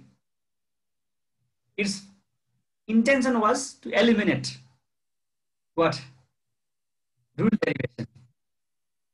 It doesn't talk about how to derive rule and so many other. But it talks about rank constraint. I'll talk about this, what is rank constraint later. So let's see the thing I have mentioned here. A linguistic model proposing the observed form of language arise from optimal satisfaction of conflicting constraint. For example, what is here constant? We have to talk about this. What is optimal satisfaction? Optimal satisfaction. For example, if I produce fan different way, fan also, fin also, whatever is that. If you think among these three, one is the best option, best pronunciation, we select this option. That is called optimal satisfaction. You are satisfied with that option. And conflict constant means there are so many options, that is called conflicting constraint. Many more options. I will give you comprehensible example later. What is that? So simply a linguistic model theory. And it simply says about what? You have to take most satisfactory options out of many. Out of many means conflicting constraint. Again, let's go to this. The model of grammar as a system that provides mapping from inputs to output, right? It talks about inputs and outputs also.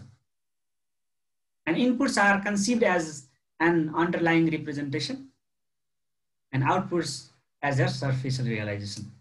For example, the same word, fan. Fan can have many options, but underlying means you try to copy from dictionary pronunciation or RP pronunciation, but it may not be like that. The real thing is underlying, and whatever is heard, whatever is seen, that is surfacial.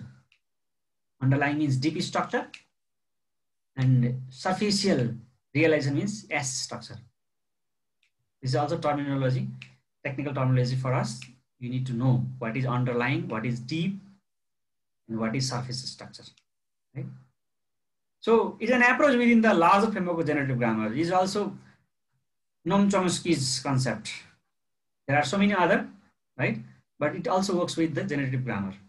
With finite rule, generative means with finite rules, we can generate infinite number of grammatically correct sentences. So again, let's talk about the central idea. Don't be confused with this.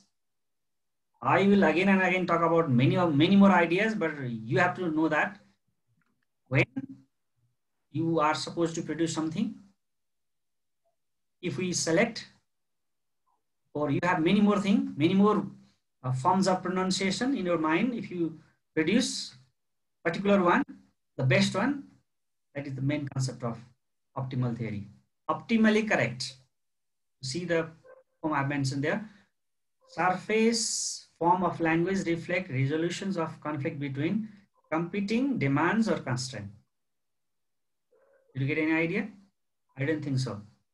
I will illustrate this comprehensively, right, later. So language is a system of conflicting forces. As I said, a same word can be produced hundreds of different ways.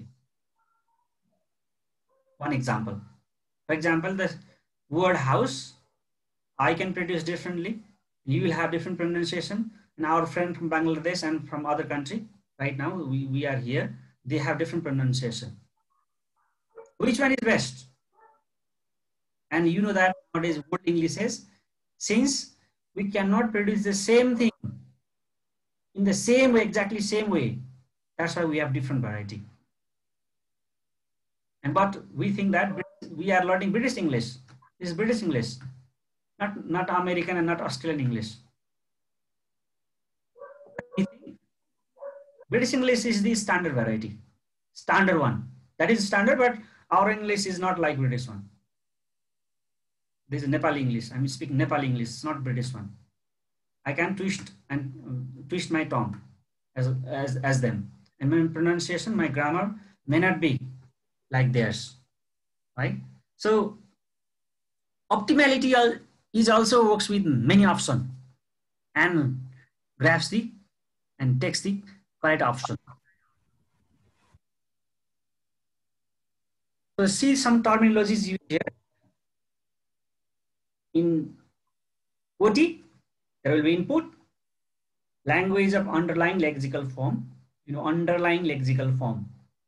Underlying lexical form means the correct version you are supposed to produce, right? Supposed to use in your conversation.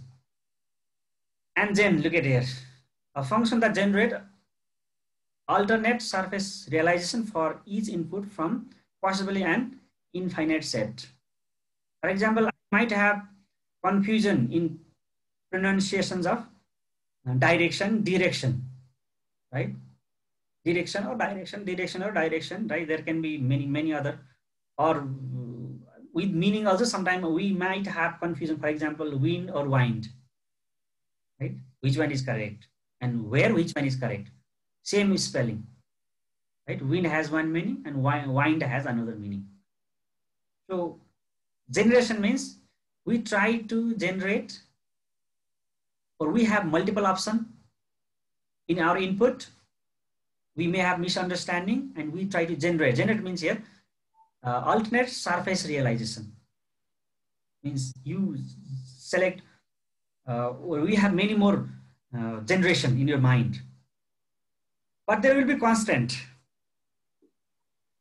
Constant means you try to generate in your mind and you will generate many things. I'll visualize this one. Constant means a finite set of principles, preferably universal, that filter out unwanted realization. Constant means limitation. You will have limitation. Which one is good and which one is bad. And ranking term means here you will rank. This is least preferable, a little bit preferable, and the most preferable, etc. Right? It means, again, let's see the concept. Only 3 terminologies out of these 4. There are many more other terminologies. There will be 3 construct. Construct means theory. Remember this. Gen, con, and eval. You can read this. I'm not going to talk again. Generation, right? Generation 1, right? And what is 1 next? Con, what is con? And what is eval, right? Lexicon, generator, and evaluator will be there. Let's see the machine. You can understand. Input, right? For example, we have our British English, American English, for example, Nepali, Indian English, and Bangladesh English, so many other English, right? And it will go to the generator then. Your brain, similar to this. And you will have multiple options, 1, 2, 3, 4, 5, 6, 7, any, there can be any. You will evaluate which one is correct out of 4, and that will be output. It means, again, Look at here. I have uploaded this video there, right? From Indian scholar. You can watch it. It's too much comprehensible. Just use 10 to 15 minutes in your Moodle. There is this video. See generator. Input, look at here. Input means lexicon. For example, banana is there. Production is, pronunciation is kelare. In Indian pronunciation, kela, right? And it goes to generator. When you hear kela, right, this input, you send this to your generator. And generator will produce many candidate options. That kela can be kela itself. Kila, for example, another pronunciation. Kola, for example. Kula, for example. And kala, for example. It means it is candidate means some sort of confusion in production. You may think this can be right and that can be right. For example, how to predict Chomsky? Chomsky or Chomsky, right? We might have confusion. These are candidates, right? But what do you think? You start thinking. Look at the constant here. Con means constant. For example, constant 1, the deeper one. Then this is somehow blur. And this is also a blur. In this way, the level of intensity decreases. So you think, in your opinion, Kela is the best pronunciation in Hindi for banana or Kera in our country. So what you will say? Your output will be optimal candidate, means the best option here is Kela, right? Some people can say Kila also, Kola also, Kula also, right? But the standard pronunciation is Kela. That is called output or optimal candidate. Okay, here the option once again. It is mathematical. From lexicon, you select one word, you heard or you read this one. This is called input. Then your input goes to generator, right? Generator can be brain like that. And in your brain, you might have some confusion. You may think about the option that is called candidates. Different variety, different meaning, different pronunciation. That's called candidate. Among the candidate, you contemplate over this. You will think among 2, 3, 4, 5, 6 options, which one is the best option? You will think over it. Then you will have one conclusion. That is, your best conclusion is output. It is also called optimal candidate, right? This optimal candidate means best candidate. In this way, OT works in OT grammar. This is OT theory. If you have any confusion, for a few minutes, you can on your mic. And I have to introduce next unit also. Are you feeling bored? And if you haven't understood, right, there are many options. Many means 2 options. I have uploaded some videos also. I have uploaded materials for reading also. 1. And next option is what? You can see this slide, right? And you can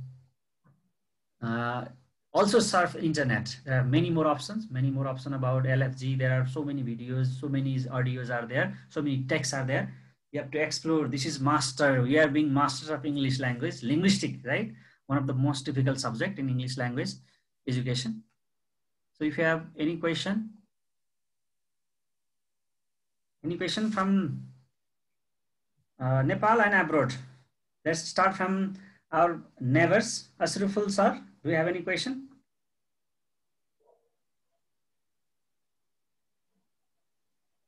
Similarly, Ariful, Hassan, do you have any question? Krishna ji, are you there?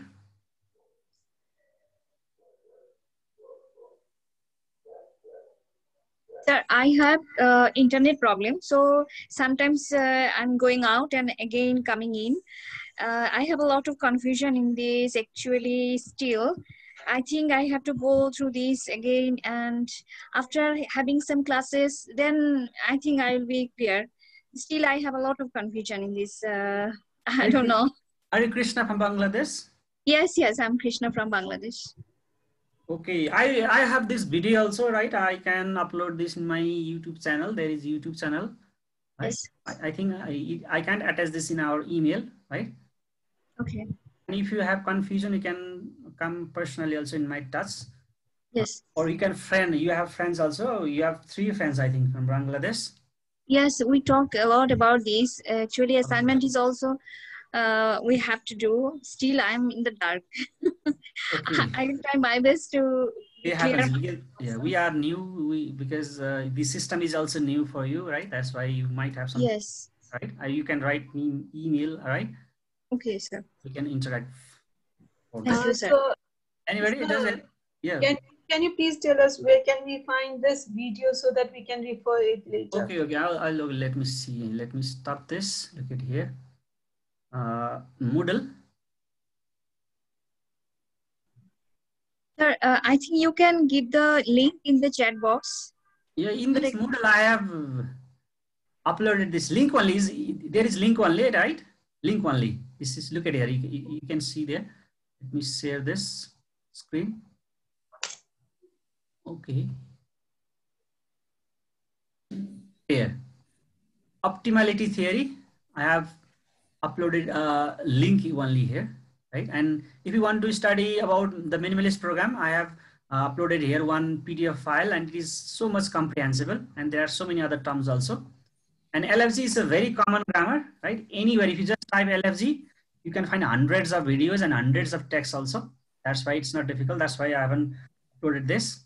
But for this optimality theory, I think this is most comprehensible video. We can download, or you can watch that online also.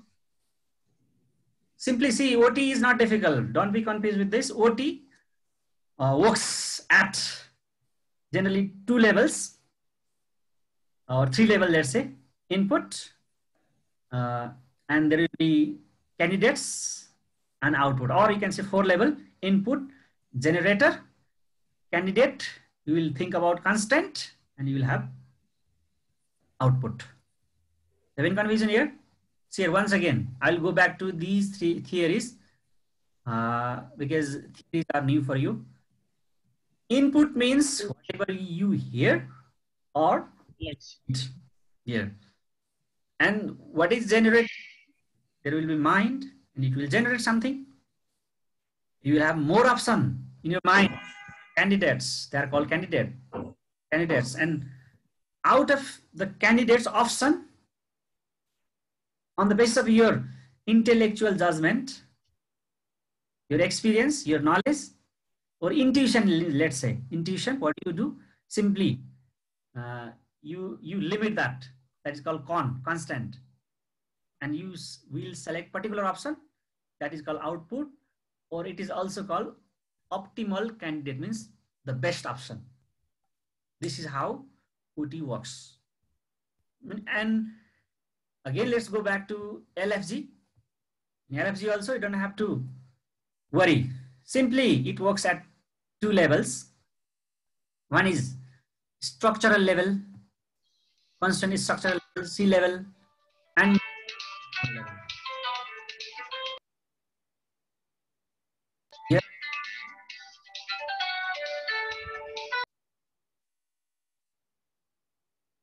This first slide is enough. C means here, what? Simply NP and VP. Simply NP and VP, only 2. Subject and remaining part, that will call VP. And in traditional grammar, traditional structural grammar, it is called predicate. Here I'm just telling here, see this noun phrase and verb phrase. At functional level, there can be many functions of subject also, verb also, and its complement also. Look at here, subject, predicate, object. There will be different forms of tense also, past, present, number, singular, plural, etc. These are called functional level or interpretation of LFG. And the first one, for the first one also, you don't have to worry. Minimalist program, simply this picture is enough. You will have lexicon, you will take out with many feature. It will have many feature, and you will produce something. And if your production is accurate,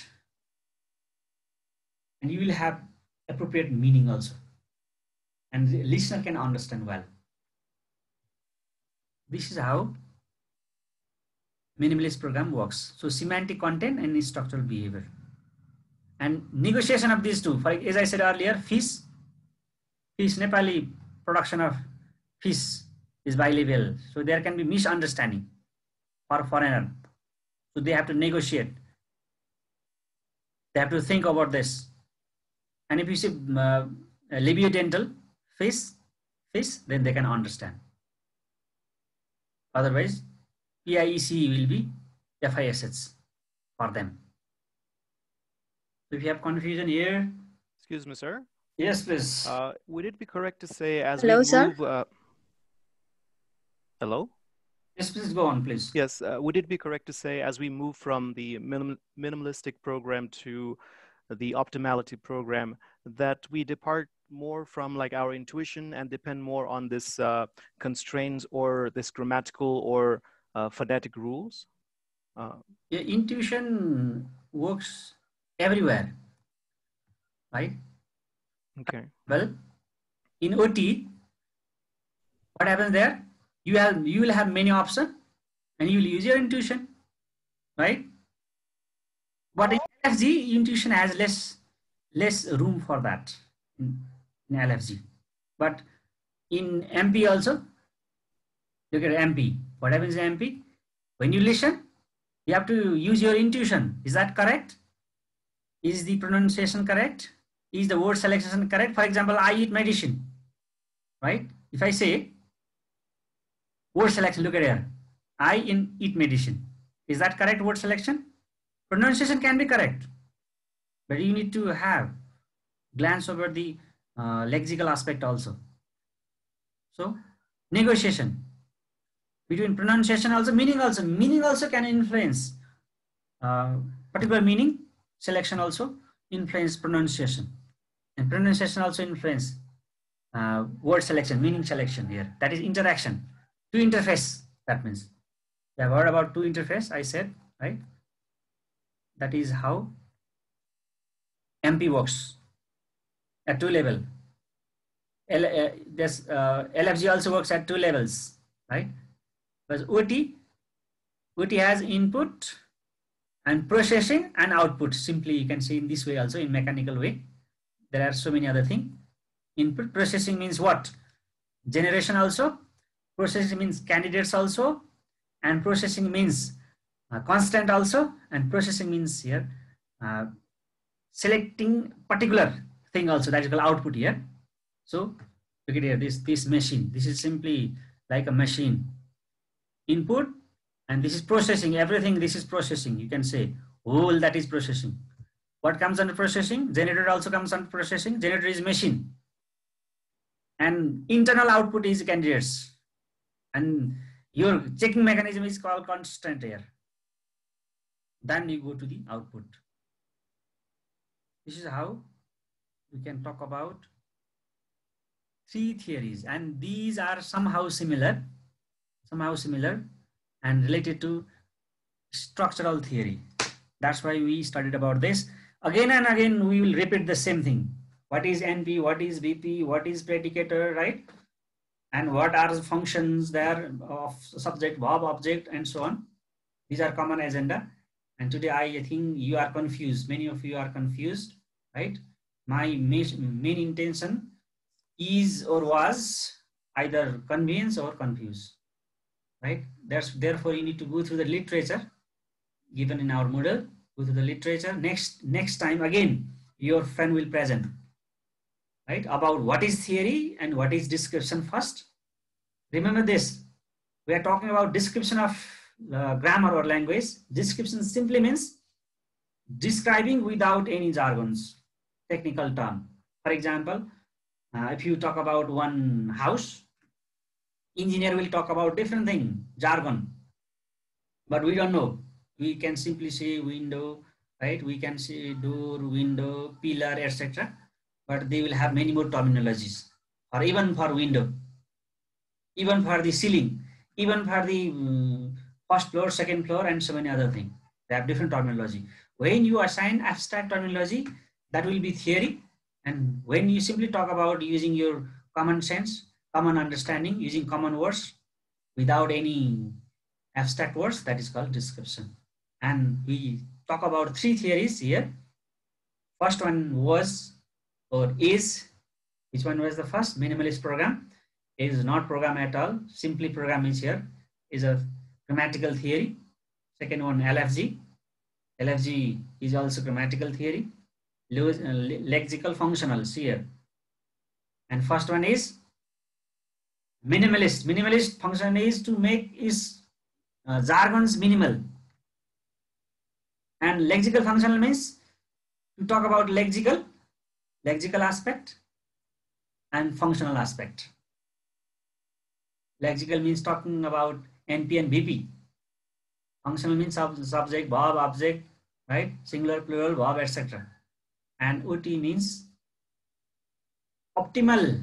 From optimal option, many more option, selecting the best one. That is the common concept we can derive from these three models. Can we start another one?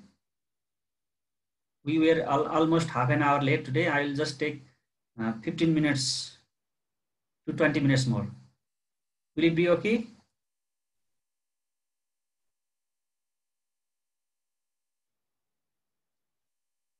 Can you give sound? Yes, sir. You are tired. I think you are tired, right? The subject is also tiresome, but I am trying to simplify this. I have worked hard, right? And I have collected many materials for you as far as I could. And I think I have simplified also. Think about the concept, sit with paper and pen and note down whatever I have said, right? Yes, sir. Yes, please. Anybody? Can we move? Yes, sir. Yes, sir.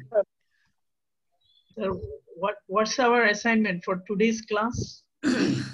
One reflection and assignment one, whatever some of you have already submitted. We have two reflection. Sir, reflection on the class, today's class. Today's class reflection of today's class up to here, OT, up to OT only, right? Remaining one you will do. Sir, from the beginning to the end, what we have done or what we have understood. 800 to 1000 words, right? Whatever I have said about the thing over here today, right? You just write based on the slide. You have slides also in your model. Writing reflection is one. And assignment in Moodle 1 is there. You can download into this one, okay? And now you don't have just that sort of difficult thing, but here is also something complex, right? Because some of you are not from English background, especially English education. And those who are out from English education, they will have some sort of basic problem, but it's not so much difficult. Excuse me, sir. Yes, please. So do we need to do in APA format that reflection? Yes, I have sent you email today, just before class. There is sample paper also, and there is a rule also, right? APA is mandatory, and no plagiarism. If you copy and paste, right? We check that in our plagiarism checker. We have software. We'll check that, right? That's why do not copy and paste. Write your own. Grammar mistake or something other sort of mistake is not so much severe if you write yourself, but if you copy and paste, that is more, right? Somehow byproductive for you. Excuse me, sir. Yes, please. Do we need to follow the format that you sent the email? It had like abstract as well for like assignment homework. No, it's for reflection. It doesn't need, right? That's for your research paper. Okay, and also you mentioned you would be checking for plagiarism, right? So in our homework class, the homework that we have just submitted, it had several definitions, whether it be for optimality or for the other theories. Do we need to cite the source for each of those definitions that we use? That's up to you. For example, you can cite, but there are rules of citation. Paraphrasing is better. You just paraphrase and write the year and write references also at the end. If you quote somebody, right? Okay. And there are rules. I have sent you some basic rules of APA 6th edition. You can use 6th edition also, 7th edition also, and you can download APA book. Right there is APA book. APA means not only citation referencing. It also teaches you how to write paragraph, how to write essay, right? How to argue, how to be critical, and so many other things. Right? That's why you can download APA from internet. And if you cannot, I have in that book. I can send you to email also. Right? Better you just download. About word classes and phrases. Only introductory class. Simply, I will introduce fundamental concept of word classes, and it's very simple. Those from English background, they have idea of word classes and phrases. In this class, I will talk about word classes. Under this, examine the classification of words into categories. Highlight some of the problems that may arise. While introducing word classes, we can face some problems, and we'll talk about some problems mentioned in our textbook only. There can be hundreds and thousands of problems, but we'll only talk about some problem mentioned in our textbook.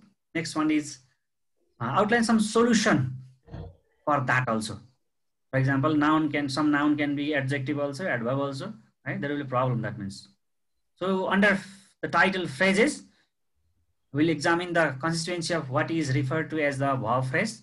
Simply, I'll talk about other phrases also to introduce them, but we will concentrate our class on verb phrase only, right? And next one is integrate the conclusion into presentation of structure of clauses. We'll talk about that also. Let me start with word classes. Do you have any idea about word class? What is it? No, sir. Class or class. Words are divided according to its function. Its function. To some categories. Yes. Like noun, pronoun, adjective, and so on, and others. Okay. Thing. And Ariful sir is also there. Are you from Bangladesh? Are you listening? Yes, sir. I'm listening, sir. Yes. Can you add something? Sir, I don't know much about it, sir. Word class. Okay. Yes, as we discussed, as Ariful sir said, you might have heard about parts of speech. Yes, sir. Parts of speech is a traditional category or categorization of words. Yeah, there are two words. You can simply guess words and classes, right? Dividing words into different classes. And is very similar to parts of speech, but not same. We'll talk about this. This is a word class means new way of categorizing words. And parts of speech, it was traditional. That is different. So somehow it is new in the sense that it says that words are not physical entity, but mental construct. It means words and its meaning live or exist in our minds. That means. So simply what does this mean? That means it is an abstract concept. This means like hardware, which cannot be touched. Is a mental construct. It means we can only understand just operating our mind, our intuition. That means. So it is a typology. This new category, parts of a speech. There are different parts of a speech according to different persons. You can see on the right hand side also. But according to this category, word classes are of 6 types: noun, verb, adjective, preposition, adverb. And next new category, you can see blended one, determinatives or determinatives. Some you can see on the right hand side, there are parts of speech: noun, pronoun also, verb, adverb, adjective, conjunction, preposition, interjection. But some of these are missing in this new classification, right? And new terminology, determinative or determinatives is there. So you may think that why we are talking about this fundamental thing, but we are not talking about what is noun, what is verb, what is adjective. We are talking about how to analyze the part and parcels of these entities, right? So why word classes? Why not parts of speech? There are two approaches behind this. Let's see notional definition. What is notional one? Notional is traditional definition. Parts of speech was also traditional categorization. What does it do? It denotes relate to the approach to grammar which is dependent on definition of terminology. For example, what is verb? Traditionally it is said that sorry, verb is doing word, action word, etc. As opposed to the identification of structure and processes. This notional definition doesn't talk about structure and processes. So traditionally, nouns are name of place, thing, or person. Nothing. Verbs are action words. Adjectives are qualifying words, and so on. So these definition or this definition is not enough to define particular member of word classes. What is the problem? For example, freedom, rudeness. These are also noun. But it's not name of place, person, thing. Right? There is problem. Verbs, for example, seem, feel, pleasure, right? Not exactly action. Seem is not action at all. Feel is also not action at all. So there is or there are lacunas, problematic areas in notional definition. So it is to some extent right. It's not wrong totally. This is also right. That's why we are talking about two approaches. So this notional approach to word classes means parts of speech. That is also in operation, in function, or we are using some schools, some universities, they are also teaching parts of speech. That's not totally wrong. And it doesn't mean that this new one is also free of flaws. It has also lots of flaws. We'll talk about this later. So see, next, new approach, morphosyntactic approach. This new approach claims that it is more inclusive than notional one. So it defines word classes in terms of their morphosyntactic properties. See, morphology and syntactic property. That means by using inflectionals and distributional properties, how words are formed. For morphology means, morphology means word grammar, right? Do you know this? Morphology means word grammar, how words are formed. For example, on plus happy, unhappy, eat and plus as eats, for example, right? Inflectional derivation, new word for black plus board, blackboard. New words can be derived from that. So in new definition, new classification approach, words are defined on the basis of inflectional and distributional property. Distribution means structural, syntactic form, either subject or verb, etc. Or, for example, a cat. Cat takes the cat nominal form, takes determiner a or preposition a. There is no word called preposition nowadays in our grammar. We don't say, article, for example. A is an article, right? And it takes, for example, nominative case, that cat. You can use a cat. That is structure. Noun plus one. Determiner. That's called distributional properties. How they occur. That is distribution. How they are formed. The inflectional properties. Is also called morphosyntactic approach. There are other approaches in your books also, but it is said that this term is inclusive one, and this is a new form of introducing word classes. So look at here.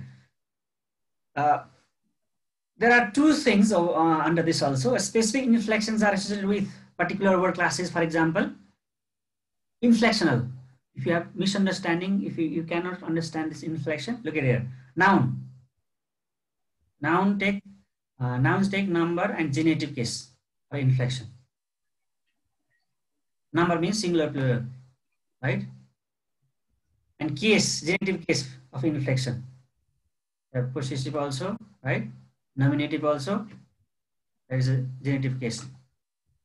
And verbs also, there will be inflection, for example. V1, V2, V3, right? Up to 5 forms are there. That is called inflection in case of verb. Adjective, for example, it will have degree, comparative, superlative, etc. There are 3 forms of adjectives. So these things are called inflectional form. Even noun also, verb also, adjective also, they will be influenced by its form. And next is distributional. And first part is morpho. See the thing morpho here.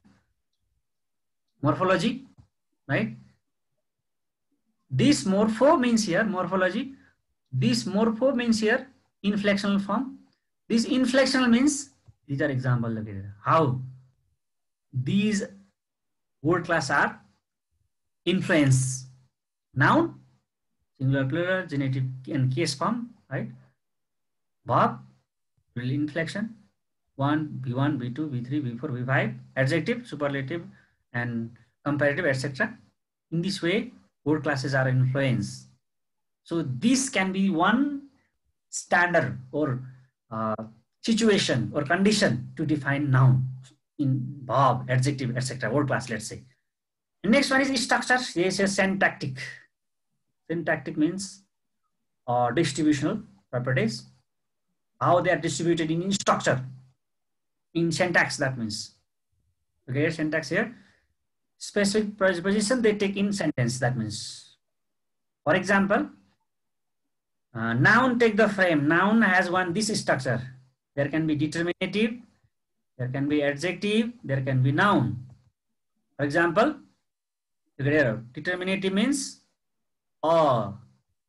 adjective means beautiful, noun means cat, right? These are the thing you need to know. It means you need to know structure of, for example, structure means here particular phrase, particular clause, particular sentence. So a beautiful cat is an NP, a noun phrase, you can say. There's adjective also, determinative also, right? Or it can function sometime as an object also, subject also, but always, first of all, you need to write in structure. In this type of form, structure is fixed. You cannot write beautiful or cat. You have to write a beautiful cat because this structure is already fixed. And on this basis, we define word classes. This is called morphosyntactic approach, right? And this is in case of noun. If you talk about verb, look at here, structure of verb. What comes first in verb? Where is pen? Pen is not working. Look at your verbs. In syntactic approach of verb, what we write? We will write modal verb will, and then we will write V1, not V5. There is order. You cannot write arrive will. You have to write will arrive. That is structure of VP. Look at here again. Is reading, not reading is. First of all, write auxiliary verb and then main verb in fourth form here. Right?